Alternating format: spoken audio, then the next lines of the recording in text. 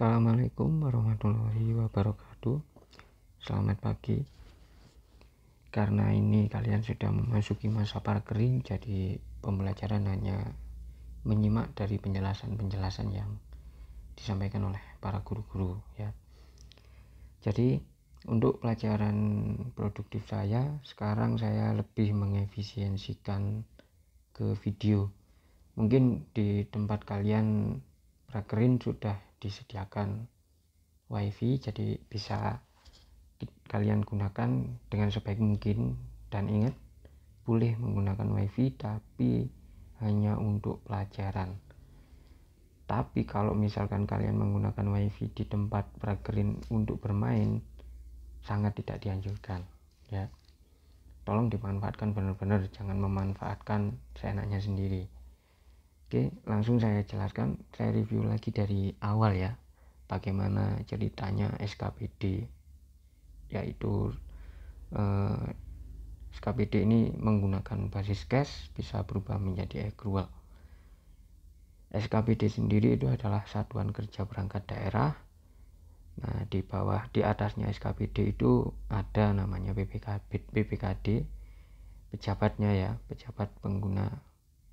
pejabat pengelola keuangan daerah. Jadi intinya SKPD ini dia yang bekerja mengelola keuangan punyanya PPKD. Hubungan antara PPKD dan SKPD itu namanya home office and branch office. Home office itu maksudnya pusatnya, rumahnya. Branch office itu cabangnya. Misalkan home office-nya itu ada pemerintah Kabupaten Malang. Pemerintah Kabupaten Malang terdiri dari beberapa kecamatan. Jadi branch office-nya adalah kecamatan. Misalkan lagi kecamatan sebagai home office, maka di bawahnya itu yang bekerja atau SKPD-nya adalah desa-desa atau kelurahan-kelurahan. Nah, hal tersebut bisa terjadi, SKPD PPKD ini itu hanya di lingkup pemerintah daerah saja. Untuk desa itu adalah satuan kecil yang berdiri sendiri. Dia mengolah keuangannya sendiri. Dia menghitung APBD sendiri, yaitu bernama APBDes. Beda dengan SKPD dan PPKD. SKPD dan PPKD anggarannya bersumber dari APBD atau anggaran pendapatan dan belanja daerah. Oke, langsung saja saya review lagi dari atas ya, dari awal. Dulu awal mula penerapan pembukuan di SKPD dan PPKD ini masih menggunakan namanya cash basic. Jadi di cash basic itu berpedoman dengan peraturan pemerintah yang lama, yaitu PP nomor 24 tahun 2005. Jadi di PP ini banyak SKPD dan PPKD masih menggunakan cash basic, di mana cash basic itu pencatatannya hanya mencatat pengeluaran dan penerimaan uang saja. Jika tidak ada pengeluaran dan penerimaan uangnya, maka tidak perlu dicatat. Tuh. Jadi masih banyak kelemahan-kelemahan yang ada di cash basic tersebut. Nah, mulai tahun 2010 muncullah PP yang baru, yaitu PP nomor 71 tahun 2010. PP ini sebagai bahan debat kalian kemarin, dimana di situ kalian sudah membahas sedikit tentang laporan keuangannya dan kemarin dasar-dasarnya saja ya. Mungkin untuk debatnya tidak saya lanjutkan dulu karena mungkin waktunya tidak bisa disesuaikan. Ada yang prakerin berangkat pagi, ada yang berangkat siang, ada yang pulangnya sore, ada yang pulangnya sampai mau malam. Jadi tidak bisa didebatkan. Mungkin lain waktu aja dulu. Yang penting kalian tahu penjelasan dari saya ini. Intinya sekarang pedoman dari SKPD dan PPKD yaitu berpedoman kepada peraturan pemerintah nomor 71 tahun 2010 yang membahas tentang standar akuntansi pemerintahan. Di sana SKPD dan PPKD sudah mulai melakukan pencatatan akuntansi berbasis accrual. Namun pada nyatanya sampai saat ini pencatatan akuntansi yang digunakan masih ada cash-nya. Jadi bunyinya atau istilahnya yaitu cash toward accrual atau berbasis kas menuju accrual. Jadi ada pencatatan ganda di mana ada pencatatan secara cash basic dan ada pencatatan secara accrual basic. Langsung saya lanjutkan.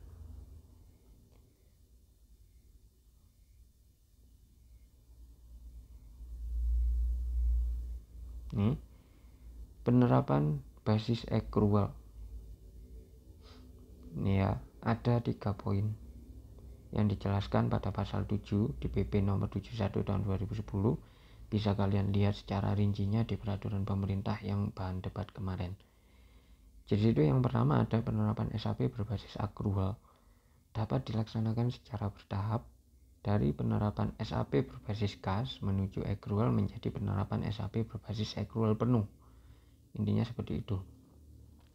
Jadi mulai tahun 2010 sampai sekarang itu masih tetap cash menuju accrual. Nah, itu dilakukan secara bertahap hingga nanti akhirnya tujuan utama dari PP nomor 71 tahun 2010 ini adalah semua pencatatan yang ada di PPKD dan SKPD sudah menggunakan basis accrual. Yang B, ketentuan lebih lanjut mengenai penerapan SAP berbasis accrual secara bertahap pada pemerintah pusat diatur dengan peraturan Menteri Keuangan. Nah, ini keseluruhan ketentuan yang akan dikeluarkan untuk menerapkan SAP berbasis accrual ini dasarnya itu sumbernya dari PMK atau Peraturan Menteri Keuangan. Berikutnya yang C, ketentuan lebih lanjut mengenai penerapan SAP berbasis accrual secara bertahap pada pemerintah daerah diatur dengan Peraturan Menteri Dalam Negeri atau Permendagri. Jadi untuk lebih lanjut untuk penerapan SAP berbasis accrual secara bertahap pada Pemda itu diatur oleh Permendagri. Tadi yang pusat diatur oleh PMK, sedangkan yang Pemda diatur oleh Permendagri. Nah, di dalam peraturan yang sudah saya kirim untuk bahan debat kemarin itu terdapat beberapa PSAP. Ya, ada 12 PSAP. Itu nanti bisa kalian pahami lagi, bisa kalian pelajari. Jadi misalkan kalian belum paham ketika kalian praktek dan sudah saya jelaskan, kalian belum paham bagaimana sih laporan realisasi anggaran, silakan dibuka di PSAP nomor 2, dipahami lagi. Untuk sementara kita masih sampai di siklus, jadi belum bahas ke laporan, dan nanti masih awal-awal dulu. Kita nanti coba belajar tentang PDA ya, cara membuat PDA itu nanti bagaimana di SKPD dan BPKD ini. Di SMK ini pokok yang kita bahas lebih fokus kepada SKPD-nya ya, bukan ke BPKD-nya. Kalau ada waktu ya kita nanti bahas yang BPKD. Nih, di sini ada lembaga-lembaga yang menyelenggarakan akuntansi dan menyajikan laporan keuangan atas dasar akuntansi yang diselenggarakan sesuai dengan SOTK standarnya ya. Pemerintah daerah masing-masing antara lain yaitu sekretariat daerah, sekretariat dewan, dinas, badan, kantor, kecamatan, dan kelurahan. Nah, ini yang melakukan atau menyelenggarakan akuntansi dan menyajikan laporan keuangan. Ini entitas-entitasnya. Dia adalah SKPD-nya ya. Lalu berikutnya di sini, kemudian entitas pelaporan merupakan unit pemerintah yang terdiri dari satu atau lebih entitas akuntansi yang menurut ketentuan peraturan perundang-undangan wajib menyajikan laporan pertanggungjawaban berupa laporan keuangan yang bertujuan umum dan konteks pemerintah daerah. Entitas pelaporan terdiri dari Pemda dan satuan organisasi di lingkungan Pemda, organisasi lainnya. Jika menurut peraturan perundang-undangan, satuan organisasi dimaksud wajib menyajikan laporan keuangan, misalnya BLUD, Badan Layanan Umum Daerah.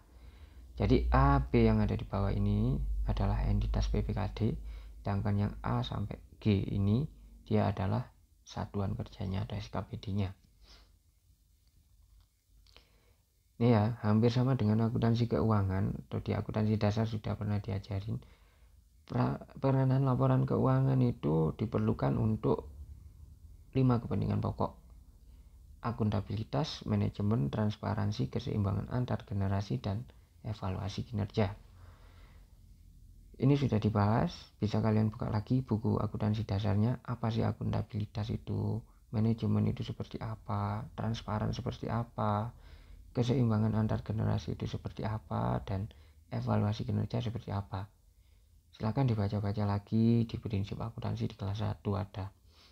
Berikutnya di sini komponen dari laporan keuangan.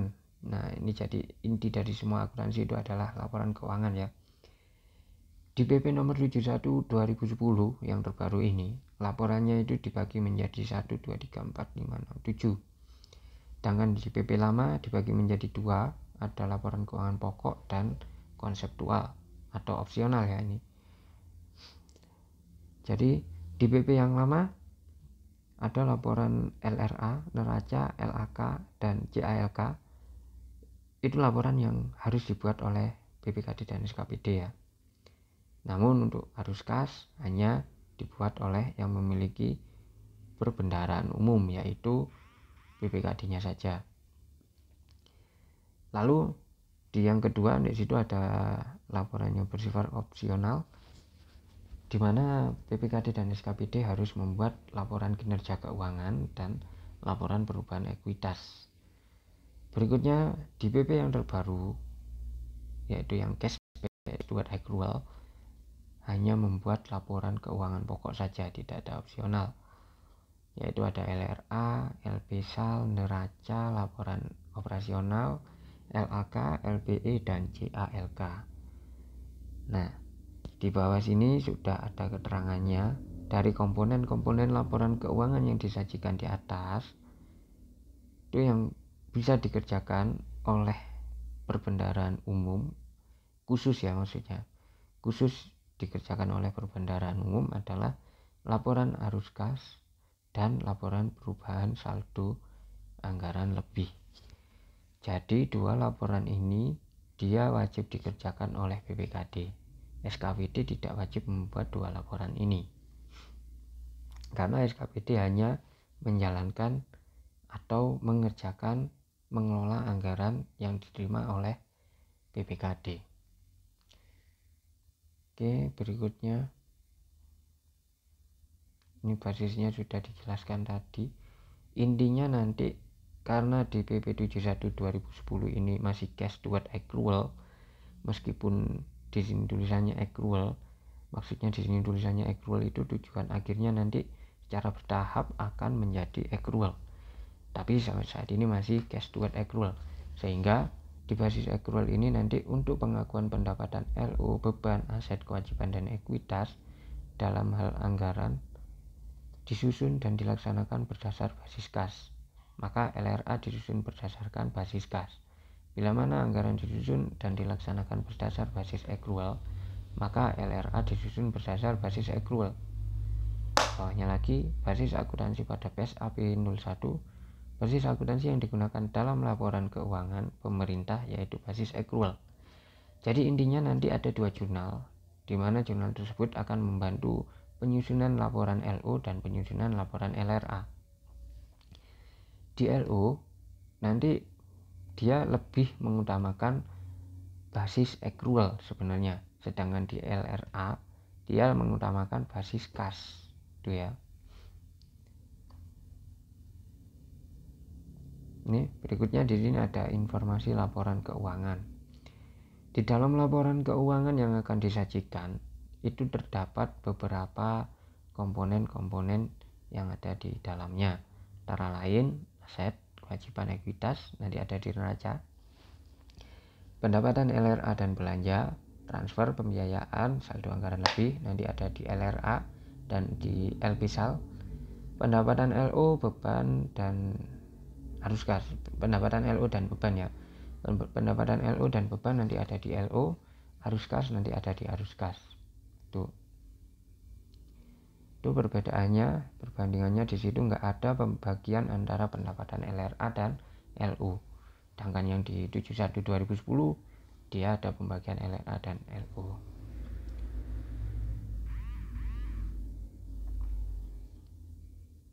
Ini unsur laporan keuangannya ada di sini. Seperti yang tadi saya bahas ya. Jadi dikategorikan menjadi 3 ya. Ke laporan keuangan pokok ini dibagi menjadi 3 kategori. Yang pertama pelaksanaan anggaran atau budget dari reports, yaitu LRA dan LPSAL, dan laporan finansial atau keuangan yang terdiri dari LO, neraca, LAK, dan LPE. Yang terakhir, kategori terakhir yaitu catatan atas laporan keuangan. Laporannya catatan atas laporan keuangan itu sendiri.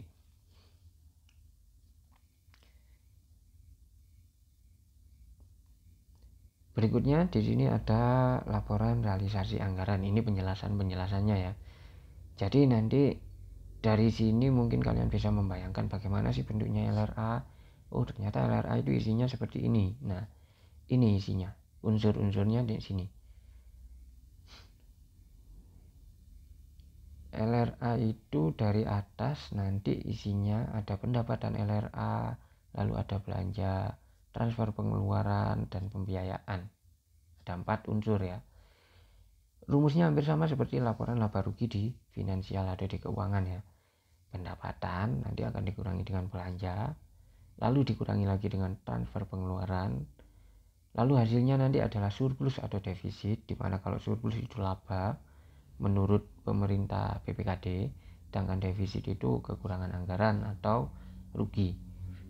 Nah, setelah itu hasilnya diselisihkan lagi dengan financing atau pembiayaan. Nanti jika itu surplus maka akan menambah penerimaan lalu dikurangi dengan pengeluaran. Namun jika itu defisit, dia nanti akan menambah penerimaan dikurangi dengan pengeluaran, sama saja. Tuh. Nah, ini selain unsur-unsur LRA tersebut di atas, perlu juga dipahami apa itu surplus, defisit LRA, pembiayaan itu, sisa lebih atau kurang pembiayaan anggaran atau silpa atau sikpa. Jadi surplus atau defisit LRA itu maksudnya adalah selisih lebih atau kurang antara pendapatan LRA dan belanja selama satu periode pelaporan. Sedangkan pembiayaan itu adalah selisih antara penerimaan pembiayaan setelah dikurangi dengan pengeluaran pembiayaan. Yang ketiga, di situ ada silpa atau sikpa. Jadi silpa atau sikpa itu di sini selisih atau lebih atau kurang antara realisasi pendapatan LRA dan belanja serta penerimaan dan pengeluaran pembiayaan dalam APBN atau APBD. Jadi surplus defisitnya nanti diselisihkan dengan pembiayaan itu ya. Itu namanya silpa atau sikpa. Ini perbandingannya antara PP lama dan PP baru ya. Kalau di PP lama dia punya pendapatan, belanja, transfer, dan pembiayaan. Sedangkan di PP yang baru dia dibedakan, ada pendapatan LRA, belanja, transfer, dan pembiayaan. Berikutnya di sini ada LPSAL atau laporan perubahan SAL ya. Laporan perubahan SAL itu seperti laporan perubahan ekuitas. Cuman di sini ada beberapa pos-pos ya. Di sini ada pos saldo anggaran lebih awal atau silpa awalnya itu berapa. Lalu penggunaan saldo anggaran lebihnya digunakan berapa pada tahun berjalan ini. Terus ketemulah sisa lebih atau kurang pembiayaan anggaran tahun berjalan. Terus yang keempat di situ ada koreksi kesalahan pembukuan tahun sebelumnya jika ada kesalahan. Lalu lain-lain itu kalau di perusahaan seperti prive, dividen seperti itu ya. Lalu nanti yang nomor 6 ketemu hasil akhirnya yaitu saldo anggaran lebih akhir. Neraca hampir sama, mencari keseimbangan antara aset sama dengan kewajiban dikurangi ekuitas. Ini bisa dilihat sendiri unsur-unsur yang ada di PP nomor 24 2005 dan PP 71 2010 tentang neraca. Sebenarnya hampir sama, baik itu di perusahaan maupun di pemerintahan. Aset itu dibedakan menjadi aset lancar, aset tetap, dan aset lainnya ya. Kewajiban juga gitu, kewajiban lancar dan kewajiban jangka panjang. Nah, sedangkan di ekuitas uniknya ini kalau di PP lama dia dibagi. Ada ekuitas lancar, investasi, dan cadangan. Karena kita sudah menggunakan PP yang terbaru, maka ekuitas hampir sama seperti perusahaan. Hanya ekuitas saja tidak dibagi menjadi 3 seperti PP yang lama. Berikutnya, ini ada LO, laporan operasional, bentuknya hampir sama seperti LRA. Itu ada berapa unsur? Pendapatan LO, beban transfer, dan pos luar biasa. Itu nanti diselisihkan, maka akan ketemu namanya surplus atau defisit LO. Tuh, hampir sama ya, seperti yang ada di LRA tadi. Laporan perubahan ekuitas. Di sini perubahan ekuitas ini nanti akan menyajikan informasi kenaikan atau penurunan ekuitas tahun pelaporan dibandingkan dengan tahun sebelumnya. Jadi sama seperti perusahaan, di pemerintah juga melihat kira-kira ekuitas atau anggaran awal yang ada di pemerintahan, di SKPD, itu berubah apa enggak. Tuh, itu tetap dilihat ya, disusun sebelum neraca tentunya.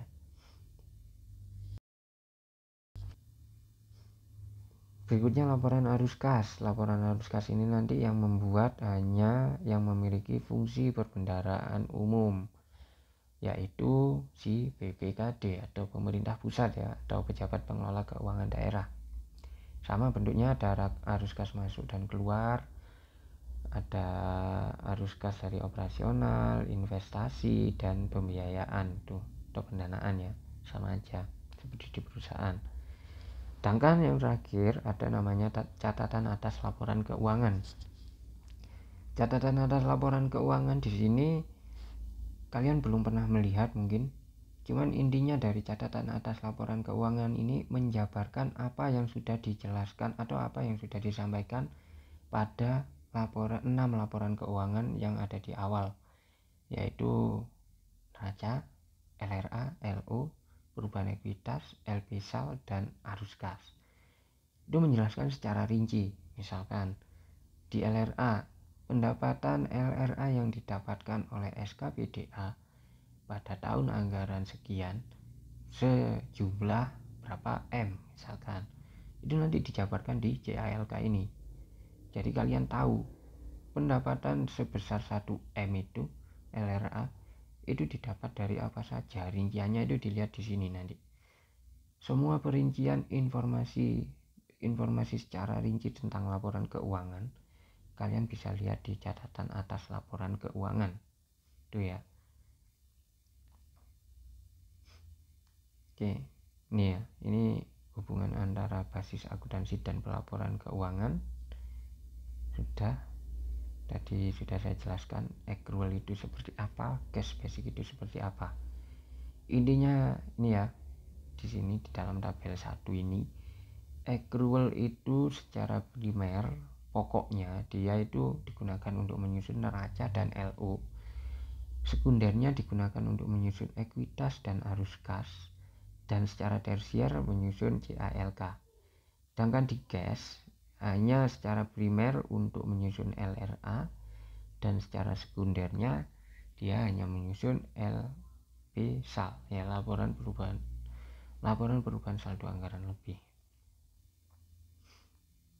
Nih, pengakuan aset, pengakuan kewajiban, pengakuan pendapatan. Ini nanti bisa dipelajari sendiri gimana ketika pengakuan aset. Tentunya sama saja seperti di perusahaan ya. Kalau kita membeli aset, misalkan membeli aset berupa perlengkapan ATK. Jadi karena kita mengeluarkan uang, maka kalau di pemerintahan kita perlu membuatkan 2 jurnal. Jurnal untuk anggaran dan jurnal untuk operasional. Di jurnal anggaran nanti bunyinya adalah perlengkapan ATK pada kasnya di bendara apa. Sedangkan nanti di LO sama juga bunyinya perlengkapan ATK pada kas di bendara apa. Oke, berikutnya di sini ada pengakuan kewajiban, di mana ketika SKPD melakukan peminjaman kepada bank, mungkin bagaimana perlakuannya nanti. Pendapatan juga begitu. Ketika SKPD menerima pendapatan dari PPKD, nanti bagaimana cara pengakuannya, nanti kita terapkan ya di setelahnya siklus. Nanti ini pengakuan ini nanti ada di setelah siklus, bagaimana jurnalnya yang benar. Nih nanti ada di sini konsep dan siklus. Oke, mungkin itu materi review tentang laporan keuangan dan basis akuntansi accrual dan cash basic. Video selanjutnya nanti akan saya jelaskan tentang bagaimana konsep dan siklus akuntansi. Jika waktunya cukup, nanti juga membahas tentang ini, pengakuan aset, kewajiban, pendapatan, beban dan belanja di SKPD. Oke, terima kasih. Assalamualaikum warahmatullahi wabarakatuh.